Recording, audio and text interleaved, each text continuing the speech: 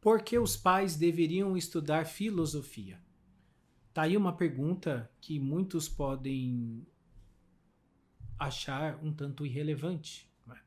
Até porque um pai de família, uma mãe de família, tão atarefado com as exigências da vida matrimonial, mais o trabalho, mais todo o cuidado com os filhos, né? E muitas vezes somos esmagados por tantas obrigações, né? E ainda assim, separar tempo para estudar filosofia, uma coisa árdua, abstrata, e que inclusive, o que eu vou ganhar com isso, né? Mas você veja só, nós precisamos entender que a sociedade ela é composta por famílias. A sociedade ela nada mais é do que um conjunto de famílias. Então, o que se vê na sociedade é o produto daquilo que está sendo gerado dentro da própria família. Ontem, por exemplo, eu estava conversando com um motorista de Uber e ele estava desabafando comigo o quanto que as pessoas não sabem mais ter o mínimo da decência, do respeito para entrar dentro de um carro. Ele até mostrou, né, uma proteção que ele precisa colocar no carro, porque ele fala, senão as pessoas sujam. Ele até disse para mim, né, um indivíduo, eu não sei como, ele conseguiu rasgar o banco de couro do meu carro, né?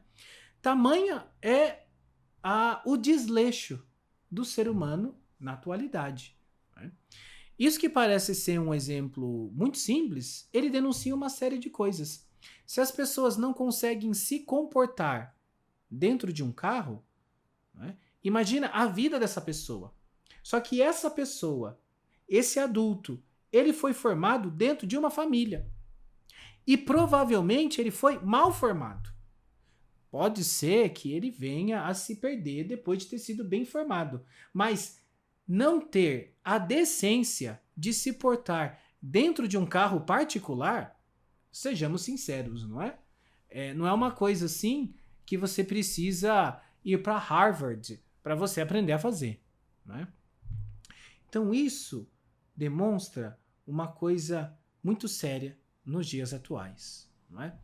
A inabilidade, a incapacidade cada vez maior dos pais educarem os seus filhos, dos pais educarem a prole. E isso tem sido implementado na sociedade de forma proposital, porque querem que eu e você que está assistindo esse vídeo, primeiro, eles não querem que a gente forme famílias. Eles não querem que nós constituamos família. No máximo, se o cara quer se casar, então deixa que ele se case e tenha o chihuahua dele e a samambaia, né? Mas que ele não tenha filhos, que ele não tenha prole. E se tiver que tenha só um, e que ele pegue essa prole e desde os primeiros meses já possa levá-la para uma creche, para um berçário e para ser educado ali. Então, a nossa incapacidade, a inabilidade da sociedade atual de educar os seus filhos, é porque não querem que nós constituamos família. Né? Existe uma frase do professor Olavo de Carvalho, é a frase que dele eu ouvi que mais me marcou, tá? E ele costumava dizer o seguinte: não existe instituição mais revolucionária do que a família. Né? E é exatamente isso. Uma família bem formada, uma família bem constituída, uma família onde se tenha ali a figura de um pai, onde se tenha ali a figura de uma mãe, onde a criança ela vai crescendo no aconchego do lar e ela vai sendo educada por este homem e por esta mulher na virtude. Uma instituição assim é a coisa mais sólida que há na sociedade, porque uma instituição assim, ela se perpetua. Por quê? Porque a criança que foi formada daquela maneira, ela também vai constituir uma família. Então, imagine um casal que tenha aí seus 8 filhos. Coisa que para a sociedade atual é um choque. Só que para 40, 50 anos atrás, né, era algo comum de se acontecer. Né? Talvez não há 50 anos atrás, mas há uns 70 anos atrás, isso era comuníssimo de acontecer. Né? Imagine 8 filhos bem formados. Esses 8 filhos vão constituir outras 8 famílias bem formadas.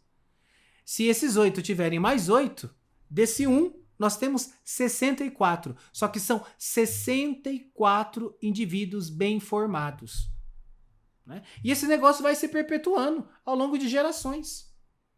Daqui a pouco você tem impactos significativos do ponto positivo da palavra na sociedade, e você vai ver isso começou com um homem, com uma mulher, que se propuseram a abraçar a sua vocação matrimonial e a educar a sua prole.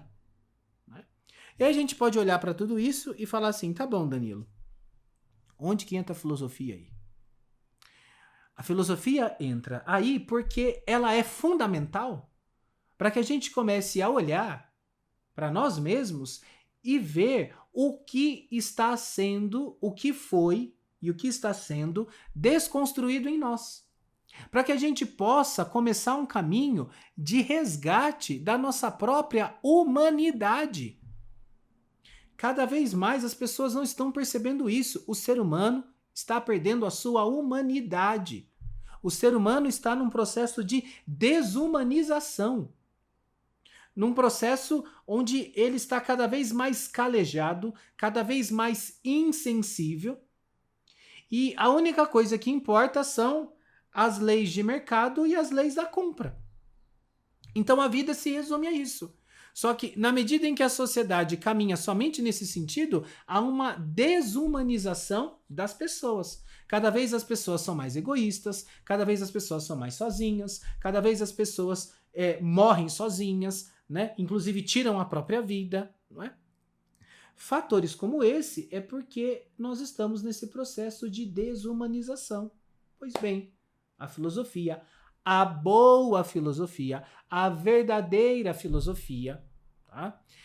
Ainda que possa soar um tanto estranho para alguns, mas eu não me importo, a filosofia perennis, a filosofia perene, né? A filosofia que tem seus principais expoentes em Sócrates, Platão, Aristóteles, nos autores cristãos, Santo Agostinho, Hugo de São Vítor, Ricardo de São Vítor, Santo Alberto Magno e o maior de todos, né? Santo Tomás de Aquino. Temos também, no período renascentista, uma figura brilhante como João de São Tomás. Então, essa filosofia, ela é o caminho da gente se humanizar. A filosofia é isso. A filosofia é o ser humano entendendo o que é ser humano. Coisa que disciplina nenhuma consegue nos ensinar. A engenharia nos ensina a engenheirar. A medicina nos ensina a ser médico. O direito deveria nos ensinar a olhar para as leis de maneira correta e enxergar aquelas leis que promovem o bem da sociedade. Deveria ensinar isso. Não é? Mas o que é o ser humano? E como aperfeiçoar a nossa própria personalidade? A única disciplina que consegue fazer isso é a filosofia. Né? Daí a importância de você que é pai, de você que é mãe, estudar filosofia. Por quê? Porque fazendo isso, você vai crescer no conhecimento melhor daquilo que você é, daquilo que o ser humano é. Entendendo melhor o que o ser humano é, você consegue entender melhor a razão de ser do casamento, do matrimônio. Entendendo melhor o que é o casamento, o que é o matrimônio, você entende qual que é o papel de educação que um pai tem que ter na vida do seu filho. E aí você vai conseguir olhar para a sociedade e perceber, identificar o que vai ser um mal desgraçado para o seu filho e aquilo que é um bem para o seu filho. E você vai conseguir conduzi-lo nesse caminho. Né? Então, veja, a filosofia é a disciplina que a gente mais deveria se dedicar para entendê-la. Essa filosofia que eu falei aqui para vocês, tá bom? Essa filosofia que eu falei aqui para vocês, tá? Então, eu faço um segundo convite para você, tá? Você que aguentou até o final desse pequeno vídeo, né? Nós estamos tão desumanizados que a maioria das pessoas não aguenta assistir um vídeo de 10 minutos, né? Tragédia, tragédia, tragédia, né? Você que aguentou até agora, eu convido você a fazer parte da minha comunidade que tem por finalidade desenvolvermos a filosofia de São Tomás de Aquino a fundo, tá? Ingressando nessa comunidade, nesse grupo, o meu curso chamado Encrateia. Tá? O link está na descrição desse vídeo e você será muito bem-vindo. Tá? Existe uma proposta ali um tanto diferenciada que eu estou colocando no Encrateia, tá? Para ensino de filosofia, tá? Que não se vê por aí as pessoas fazendo, né? É só um entendimento de minha parte de como que a gente pode tratar a filosofia de uma forma mais profunda, tá? Então, convido você a fazer parte dessa comunidade, tá bom? Espero que esse vídeo tenha te ajudado. Se você aguentou até esse vídeo, convido você a fazer o próximo, tá bom? Que já está aparecendo aí para você. Obrigado pela atenção. Forte abraço. Que Deus te abençoe.